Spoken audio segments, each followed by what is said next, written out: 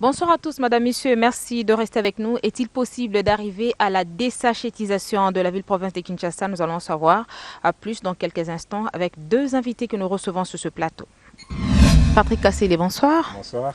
Vous êtes membre de Congo Green Citizen. C'est là. Bienvenue sur ce plateau. Merci infiniment. Fedora Bikaï, bonsoir également, madame. Bonsoir. Un plaisir de vous avoir sur ce plateau. Le plaisir est partagé. C'est un premier passage et je pense que vous y êtes. Oui, on y est. Je commence par la première question. Est-il possible de désachétiser Kinshasa?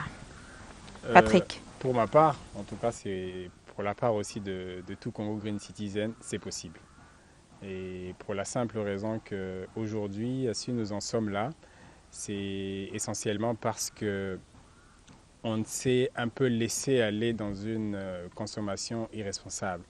Et on ne se posait toujours pas des questions, ou plutôt on ne se pose pas des questions sur ce que nous voulons ou sur ce que nous achetons et les effets que cela a une fois que nous avons fini d'utiliser le produit qu'on a acheté. Donc, à notre avis, il faut impérativement agir sur les comportements des gens, c'est les comportements de la population, les consommateurs, quinoa bien évidemment, pour qu'on arrive justement à leur faire comprendre qu'on peut effectivement se passer du sachet en plastique pour d'autres types de sachets.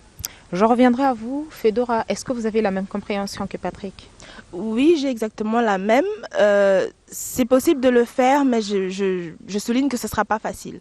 Parce que comme il a dit, ce sont des habitudes. Le sachet est entré dans notre quotidien, dans nos habitudes de vie. Et actuellement, dire que sans sachet, on trouve que c'est impossible. Aujourd'hui, dire à quelqu'un de ne pas utiliser un sachet pendant une journée, il a l'impression qu'il ne vivra pas. Alors je reviens, Patrick, vous dites que c'est possible, c'est faisable, c'est réalisable, mais comment, avec quelle méthode? Alors, au niveau de Congo Green Citizen, on s'est dit que la meilleure façon de mobiliser les gens, de mobiliser la population quinoise en particulier, c'est de passer par les pétitions. Bien évidemment, avant cela, on essaye toujours de conscientiser les gens à travers les réseaux sociaux, WhatsApp, Facebook, mais on se rend compte que ce n'est pas suffisant. Ça ne produit pas des résultats escomptés. Ça ne produit pas les résultats escomptés. Du coup, on s'est dit qu'il faudrait vraiment une solution qui soit beaucoup plus radicale, et cette solution ne pourrait venir que, en premier lieu, de nos autorités urbaines. Et pour cela, on s'est concerté, bien évidemment. Cette pétition qu'on a lancée hier déjà, on l'a préparée. On en a combien de signatures déjà? Là, juste avant de commencer, on était autour de 98, 98 comme diraient les Français. Et on espère arriver à 100 000 signatures au bout de 6 mois.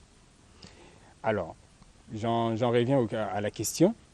Alors, on s'est dit qu'il faudrait vraiment des solutions radicales de la part des autorités urbaines et aussi de notre part.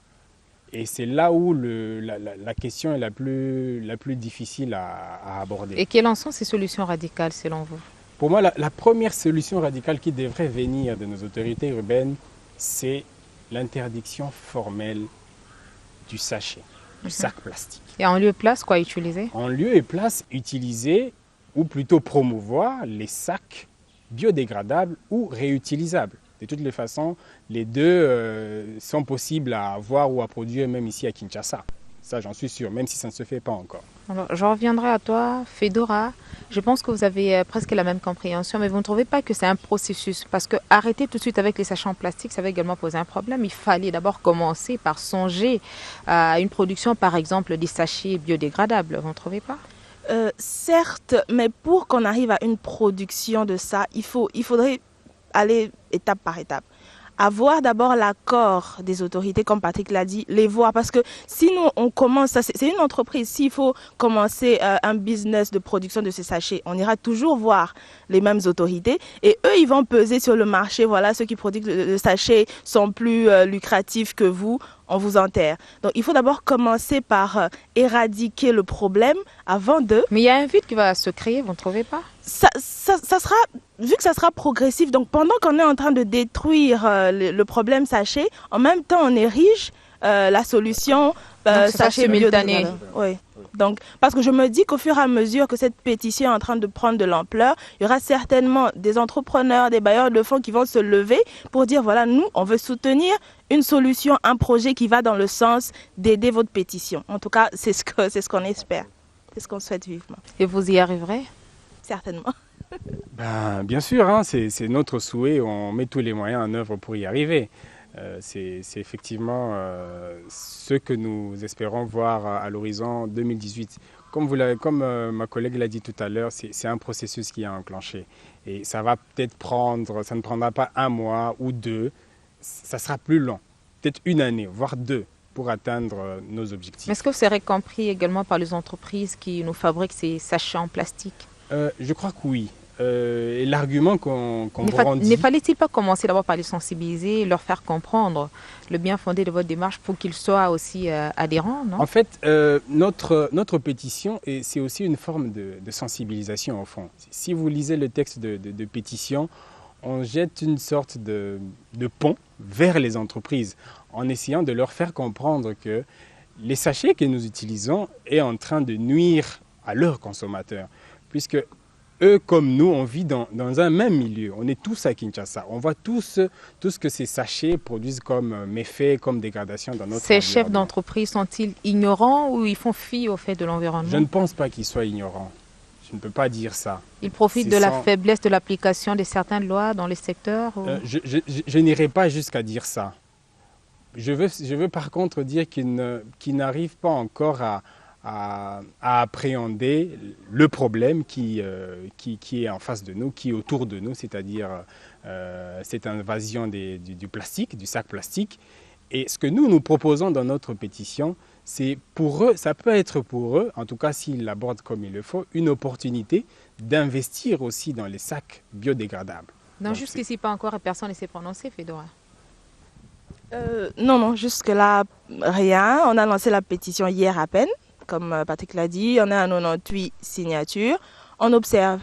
C'est vrai que les réseaux sociaux sont un moyen de vulgariser ça. On choisit aussi la télé. Donc, on va faire en sorte d'être dans les milieux où on peut être écouté facilement. Les médias traditionnels, télé, radio, les réseaux sociaux. Rencontrer aussi des gens au travers de conférences ou Et les autorités en particulier, c'est prévu aussi? Oui, il faut qu'on les rencontre. Les entrepreneurs. Il faut qu'on les rencontre.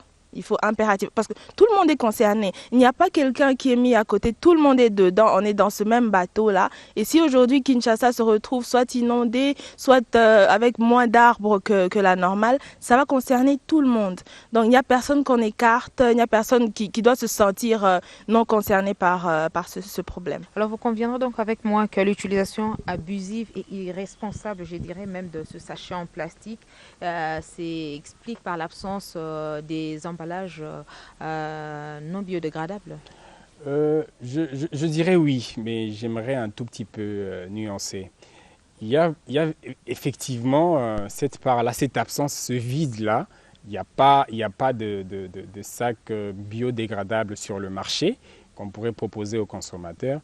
Mais je pense aussi qu'aujourd'hui, il est tout à fait possible de se passer des sacs biodégradables et faire son marché et faire ses courses sans nécessairement recourir C'est un geste écologique que vous posez, mais vous ne transmettez pas le message aussi à l'autre. Parce que si par exemple c'est pour les oranges que vous achetez dans le supermarché, ça passe. Mais allez-y comprendre si vous achetez par exemple la viande, comment ça va se passer. Parce que déjà au niveau du rayon, vous avez déjà un sachet que vous allez ramener au niveau de la caisse. Mais justement, le vrai souci ici, c'est que chaque consommateur doit plus ou moins faire une certaine introspection quant à comment il fait ses achats. Vous comprenez?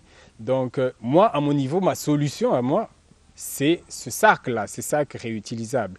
À votre niveau, au niveau des Fedora, je suis sûr qu'elle peut aussi trouver des mécanismes, des solutions personnelles, bien évidemment, selon ce qu'elle achète régulièrement, et trouver des astuces pour emballer ce qu'elle achète régulièrement. Emballer et partager l'information, Fedora. Et lorsque tu vois par exemple la ville de Kinshasa perdre sa beauté, il y a des sachets, des bouteilles en plastique qui jonchent les artères, qu'est-ce que ça t'est fait tout de suite?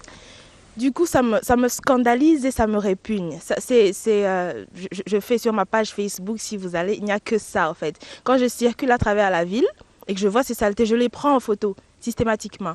Et quand je publie, c'est toujours accompagné d'un texte. Je peux faire un poème, je peux juste écrire. Et c'est ma manière à moi de sensibiliser ou de faire prendre conscience aux gens de ça.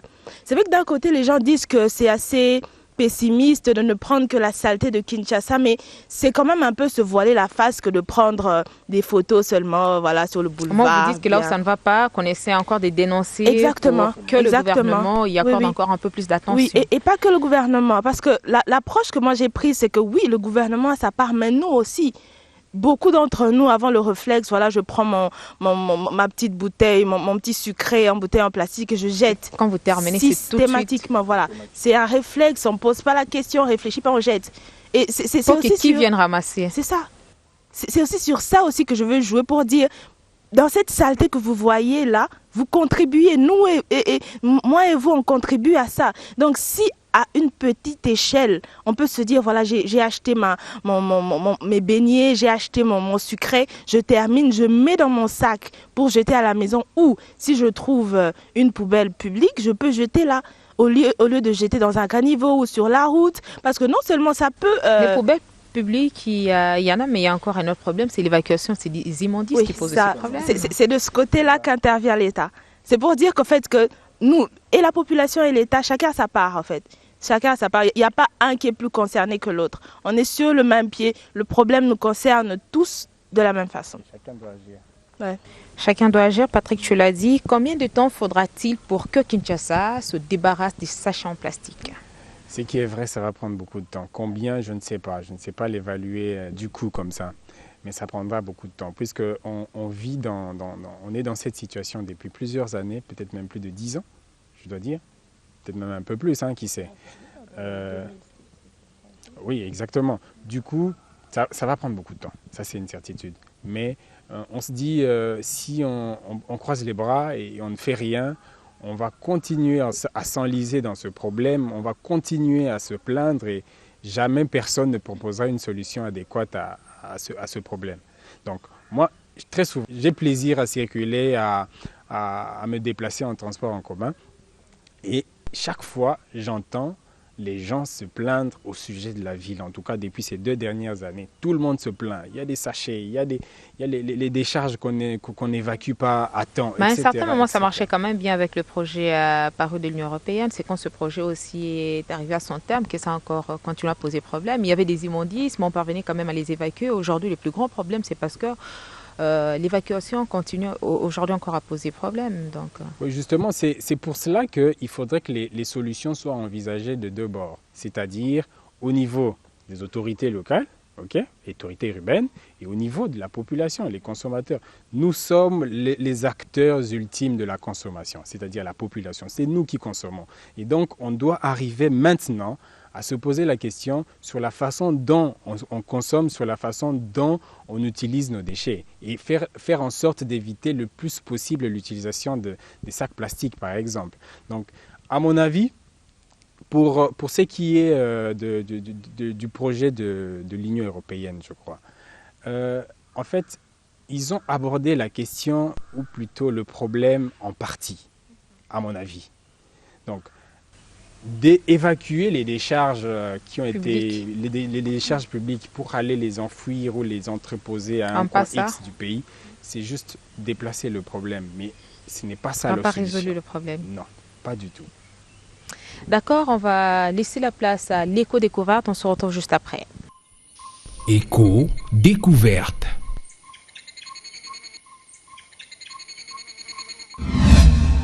De nos jours, une espèce menacée est déclarée protégée, le perroquet gris du Congo, appelé aussi le perroquet jaco au gris du Gabon, est une espèce d'oiseau de la famille de Psittacidae. C'est le meilleur parleur parmi les perroquets et le plus vendu en France et en Belgique.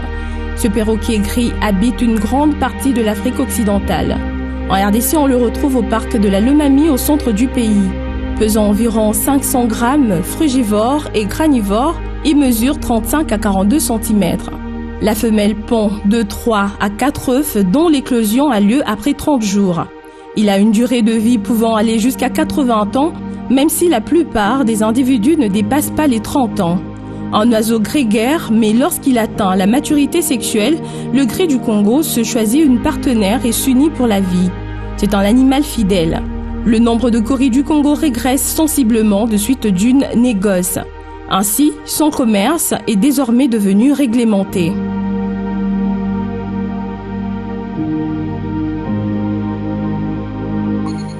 Alors, on revient à la pétition. Et le mode de signature, comment ça se passe? C'est en ligne? Alors, j'aimerais que ma collègue en parle un peu plus. Fedora? Voilà, la pétition a été lancée hier en ligne. Donc c'est sur L'avant-midi. Oui, l'avant-midi en ligne. Et on l'a relayé sur les réseaux sociaux. Donc les gens, comme on a plus de gens sur les réseaux sociaux, on leur indique qu'il faut aller signer. Ça, c'est, on peut dire, le premier volet. Alors, à part ça, pour faire la promotion maintenant, on passe à la télé, mais on veut aussi, parce que ce n'est pas tout le monde qui a accès à Internet, qui a une boîte email et tout ça. Donc on veut atteindre aussi ces personnes-là qui sont un peu traditionnelles, le papier et tout ça. Donc on va faire signer la pétition et virtuellement et voilà, physiquement. Et la plupart sur des papier. signataires jusqu'ici sont des étudiants, ce sont des activistes dans le domaine environnemental. Y a-t-il aussi des décideurs aussi qui s'associent à l'initiative ou pas encore? Des décideurs, jusque-là, non. Jusque-là, on a du tout. On a des jeunes, on a des militants, on a des gens qui s'intéressent à l'environnement. Voilà, des simples citoyens qui veulent voir leur ville aller mieux. On a aussi des gens de la diaspora qui ont signé aussi, parce qu'on leur dit, voilà, vous, de loin, vous vous plaignez, vous êtes partis, vous avez laissé Kinshasa quand même propre, maintenant c'est dégradé, mais on aimerait que quand vous reveniez, vous la retrouvez dans sa beauté d'antan, quoi. Donc on a un peu du tout pour les pétitions. Seulement, bon, pour ce qui est de la signature, en termes d'âge, on s'est dit qu'on prend un minimum de 18 ans. Donc, voilà la majorité, parce que cet enfant, il est responsable de ses actes, de ses convictions, de ses pensées. Il peut bien défendre, dire voilà, j'ai signé cette pétition parce que je veux ceci. Un mineur, voilà, il est encore sous le joug de ses parents. Bon, il dépend de ses parents et s'il signe quelque chose et que ça va à l'encontre de ce que ses parents pensent, ça peut être autre chose. Donc, on prend 18 ans et plus et toutes personnes confondues, quoi. Les Congolais qui vivent ici, qui vivent ailleurs, des étrangers aussi qui vivent à Kinshasa parce qu'ils sont dans notre réalité. On a beaucoup d'expats qui sont ici, qui vivent ça. Et c'est le même environnement, voilà, plus l'environnement est insalubre. Exactement. Donc, et comme il a plu aujourd'hui, je pense que comme beaucoup, ils ont peut-être été coincés chez eux parce que voilà, la ville a été inondée et tout. Donc on est dans la même réalité. Les canalisations aussi, bouchées par des sachets en plastique, exactement. Encore un autre problème. Voilà, eux aussi peuvent signer cette pétition. Et Patrick, comment ça va se passer lorsque vous parlez de la descente au niveau des universités, au niveau des églises? Ça va se passer comment? Comment vous programmez, faites vos différentes activités pour essayer de récolter différentes signatures? Alors là, ça va se faire très simplement d'ailleurs. Déjà, il faut dire qu'on a déjà des relations relativement privilégiées avec certaines universités, en tout cas les plus grandes. Donc on dialogue facilement, on nous reçoit facilement. Et donc la descente va intervenir à partir certainement de la semaine prochaine.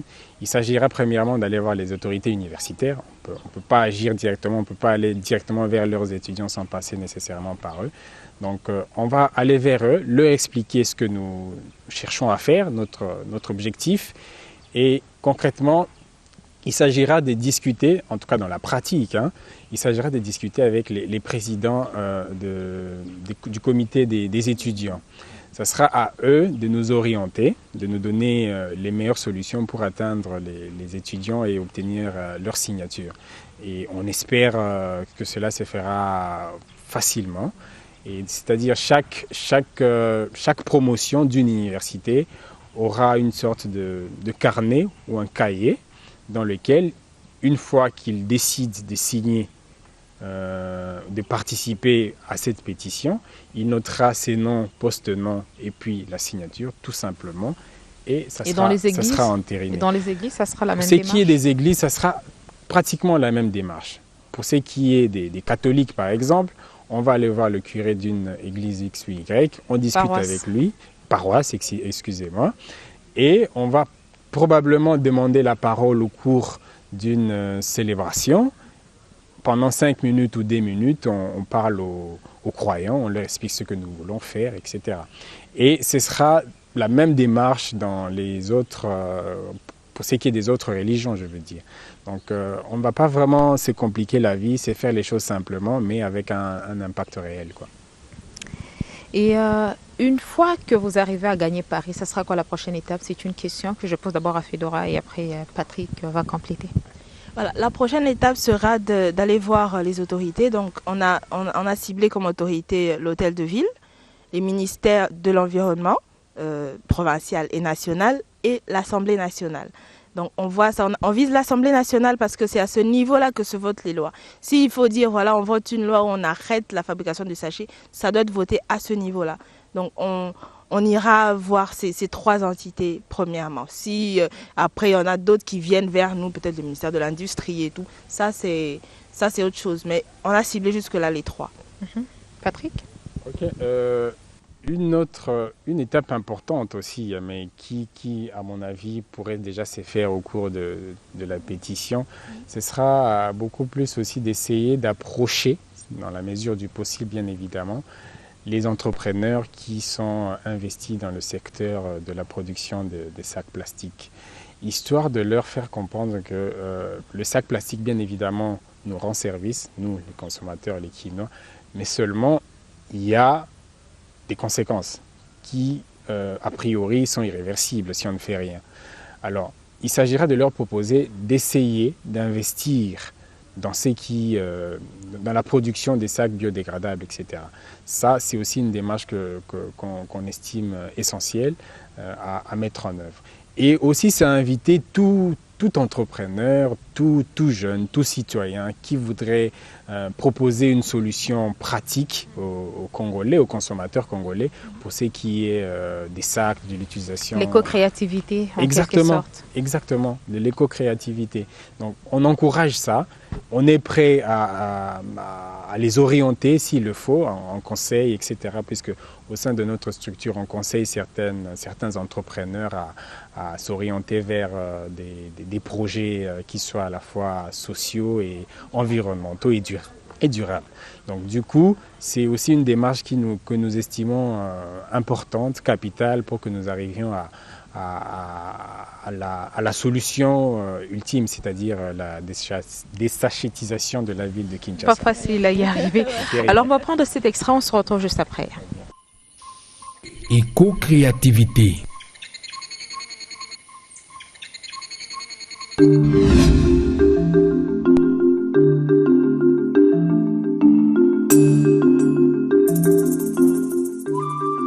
Dans beaucoup de nos provinces, on a affaire à des chasseurs d'abeilles.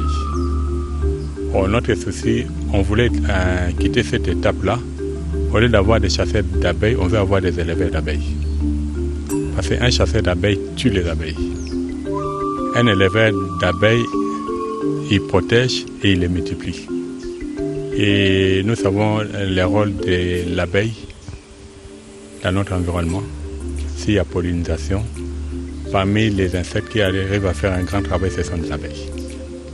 Entre-temps, nous produisons du miel.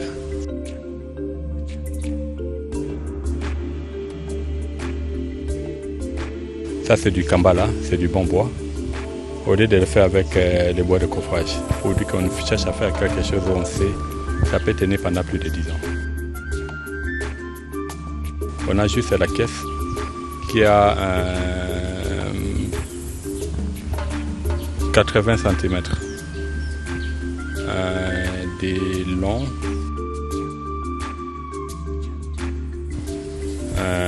pour que ça puisse rester très longtemps. Nous avons des barrettes où la ligne ici, ça sert à mettre si on veut, des barres de cire. Les barres de cire, c'est juste pour permettre à ce que quand les abeilles vont construire leurs rayons, au lieu de les construire en désordre, étant donné les barres de cire là, ça va leur faciliter la construction pour que ça soit bien aligné. Et puis, il y a ça, il y a la caisse, il y a l'ouverture ici, qui est une entrée pour les abeilles. Et puis là, on a des méthodes. Il y a les méthodes où on arrive à les capturer.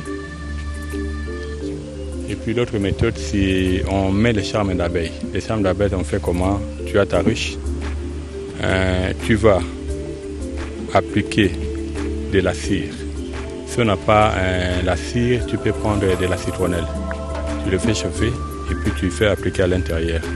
Ou carrément tu appliques du miel. Ça, normalement, quand vous les mettez dans un environnement où il y a des abeilles, il y a possibilité que les abeilles viennent entrer d'eux-mêmes.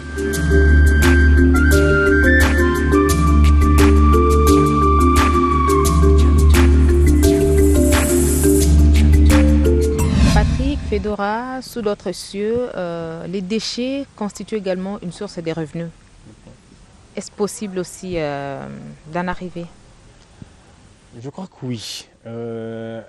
Lorsqu'on veut éradiquer, entre guillemets, les sacs plastiques, je pense qu'aujourd'hui, dans notre pays, ou plutôt dans la ville de Kinshasa, il y a suffisamment de gens, de personnalités ou de simples individus qui cherchent comment justement s'en sortir sur le plan professionnel, sur le plan entrepreneurial.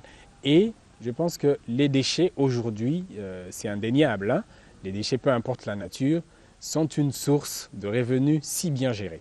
Fedora, vous avez quelque chose à ajouter certainement? Oui, par rapport au fait que vous avez dit que les déchets c'est une source de revenus, moi je dis que le déchet c'est une richesse. On est riche même de nos déchets parce qu'avec les déchets on peut faire beaucoup de choses. C'est vrai qu'on les produit, mais on peut non seulement les recycler, mais les valoriser.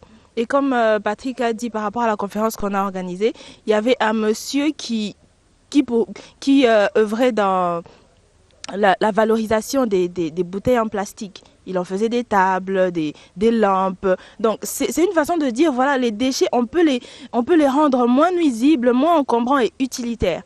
Donc il y a cet aspect-là. Avec les déchets, on le voit à travers Internet, qu'il y en a qui utilisent des déchets pour faire des pavés, pour faire des briques pour les maisons. Donc si on se disait qu'on collecte, donc qu'on débarrasse Kinshasa de ces déchets, on pourrait faire des maisons. Ça servira à autre chose. Oui, faire des maisons, faire des routes. Donc ça peut servir les déchets. Place à l'éco-concept. Concept vert.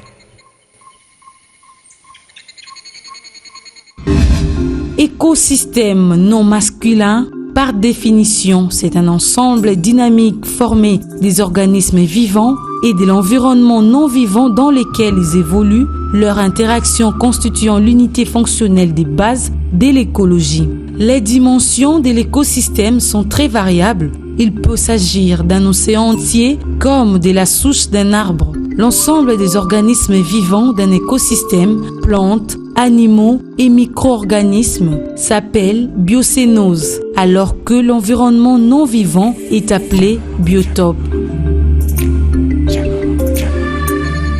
Concept vert de ce numéro, Patrick Kassélé, Fedora, il faut arriver à relayer et à promouvoir la pétition. C'est au fait ça le challenge que vous donnez. Et vous êtes appuyé par quelqu'un, vous êtes appuyé par des partenaires. Comment vous justifiez cette initiative? Qui est derrière vous, au fait?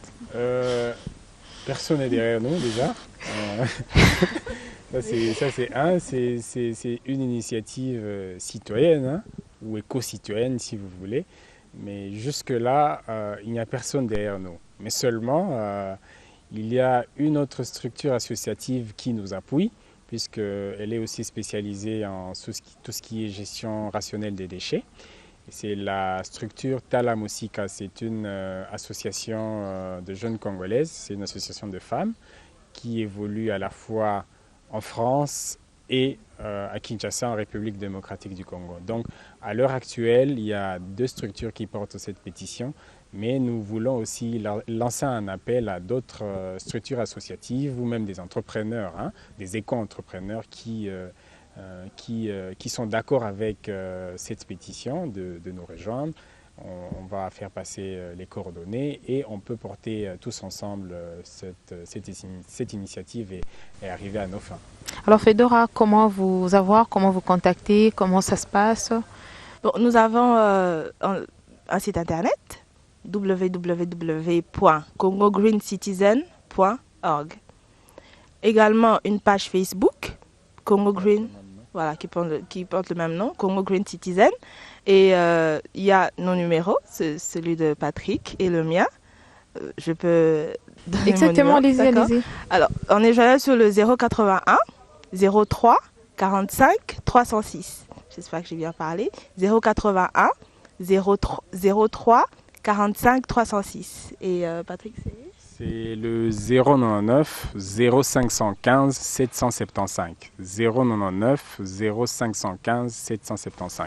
Et également les différents réseaux des Green qui ont été contactés, vous les avez également associés? On a envoyé des mails, ça c'est sûr. Les autres associations environnementales, etc., ils ont été contactés, mais on n'a pas encore de feedback. Retour. Donc, Okay, on n'a pas encore de retour, mais nous espérons que ça va se faire dans les prochains jours. Alors, ça n'est fini pour aujourd'hui. Comment vous résumez par rapport à notre entretien de ce soir? Le résumé, c'est qu'on a parlé de la pétition. Notre passage ici, c'était essentiellement parler de la pétition qu'on a lancée, que Congo Green Citizen a lancée, mais on ne veut pas que ce soit quelque chose qui ne concerne que Congo Green Citizen. C'est pour tout le monde, comme Patrick l'a dit, c'est une initiative citoyenne. Tous ceux qui se considèrent comme Quinois, Congolais ou attachés de cœur à Kinshasa se sentira concerné par ça et va nous rejoindre pour que nous puissions certainement mener après Kinshasa, il y a une autre ville de la RDC qui sera aussi la cible. Et évidemment, on l'espère. On espère que nos compatriotes, par exemple, qui vivent à Lubumbashi, Nord Kivu, Matadi, etc., emboîtent le pas et fassent de même au niveau de leur capitale ou plutôt de leur ville. C'est notre souhait, nous espérons en arriver là. Et si réellement tous les citoyens de tous bords, de toutes les provinces arrivent à s'investir dans une initiative de ce type, on espère qu'on pourrait avoir les solutions plus tôt que prévu. Donc voilà. Et un autre sujet important, c'est j'invite personnellement les Congolais, les Quinois, à arriver à se poser de temps en temps des petites questions lorsqu'ils vont faire un achat, que ce soit au marché, au supermarché, à la boutique du coin de quartier, à s'interroger sur la nécessité effective d'avoir un sachet en plastique. Parfois, on fait recours au sachet sans trop d'utilité, sans trop d'importance. Donc, il y a ce niveau-là aussi. À ce niveau-là aussi, il faut nécessairement agir. Et je voudrais finir en disant un peu plus qui nous sommes. Congo Green Citizen, on n'est pas seulement dans les pétitions, c'est pas de l'activisme que nous faisons au fond, c'est juste des gestes ou plutôt des actions éco-citoyennes. Nous travaillons dans le domaine de l'environnement, de l'information et de la formation environnementale, puisque nous estimons que l'éducation environnementale est un aspect très important dans la gestion de l'environnement et de la conservation de la nature. Donc, si pour la survie de la planète. Exactement. Si aujourd'hui on néglige cet aspect-là, je pense qu'on sera perdu dans 10, 15, 20 ans, je ne sais pas. Pas mal d'idées, c'est enrichissant. Alors je vais vous inviter à un petit exercice. Vous allez nous dire ce que vous pensez. Okay. Pour la survie de la planète, il y a Patrick, il y a Fedora. Merci beaucoup. Vous allez écrire, c'est mieux. Vous écrivez, vous nous dites quelque chose et ça va rester. Les paroles s'envolent, mais les écrits restent. Okay. Merci encore une fois. Merci d'avoir disponibilisé de votre temps pour échanger avec nous. Mon idée